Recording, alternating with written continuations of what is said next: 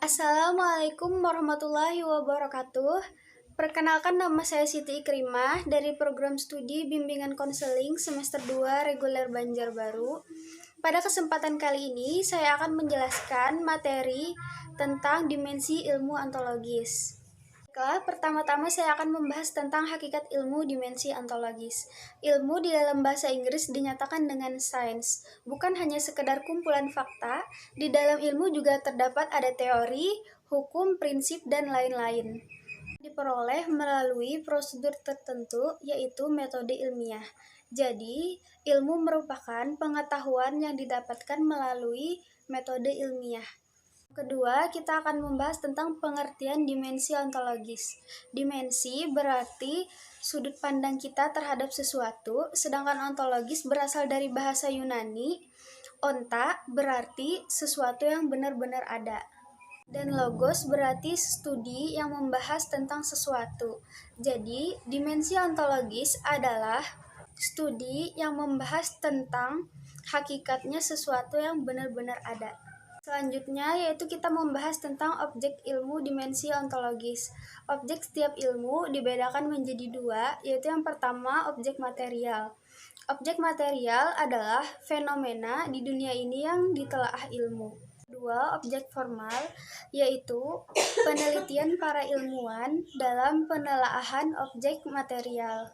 Atau dengan kata lain, objek formal merupakan kajian terhadap objek material atas dasar tinjauan atau sudut pandang tertentu. Struktur ilmu dimensi ontologis. Menurut Daliangji, sistem pengetahuan ilmiah mencakup 5 kelompok unsur, yaitu yang pertama, A. Jenis-jenis sasaran. B. Bentuk-bentuk pernyataan, terdiri atas 4 bentuk. Yang pertama ada deskripsi, preskripsi, eksposisi pola, dan rekonstruksi historis. Yang C. Ragam-ragam proposisi, yaitu ada teori ilmiah, asas ilmiah, dan kaidah ilmiah. Yang D. Ciri-ciri pokok ilmu. Adapun ciri-cirinya, yang pertama ada sistematis, keumuman, rasionalitas, peripiabilitas, objektivitas, dan komunalitas. E. Pembagian sistematis. Untuk mempermudah memperoleh pemahaman tentang berbagai macam aliran dan cabang tersebut, maka diperlukan pembagian sistematis. Selanjutnya, saya akan membahas materi yang kedua.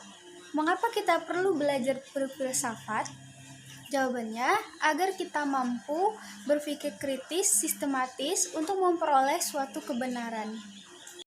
Pengertian filsafat dari segi kebahasaan. Filsafat berasal dari bahasa Yunani, filosofia. Philo artinya cinta, sophia artinya kebijaksanaan atau kebenaran. Jadi, filosofia adalah orang yang cinta kebenaran sehingga berupaya memperoleh dan memilikinya. Filsafat adalah sekumpulan sikap dan kepercayaan terhadap kehidupan dan alam yang biasanya diterima secara tidak kritis.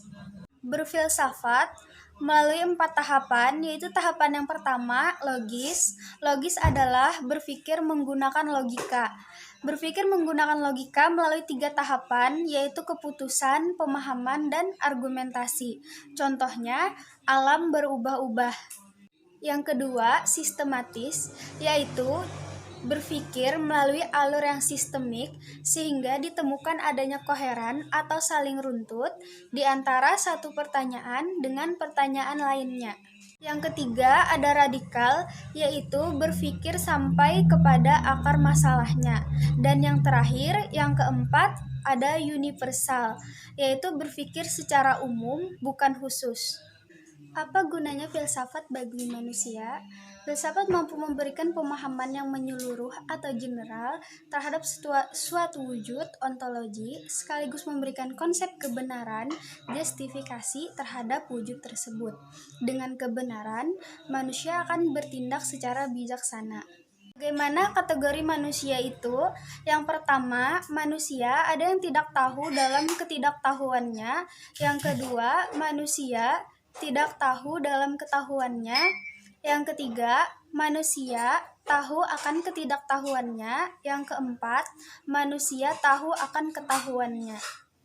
Manusia adalah makhluk ciptaan Tuhan yang tercanggih, memiliki banyak kelebihan di antara makhluk lain, terutama akalnya.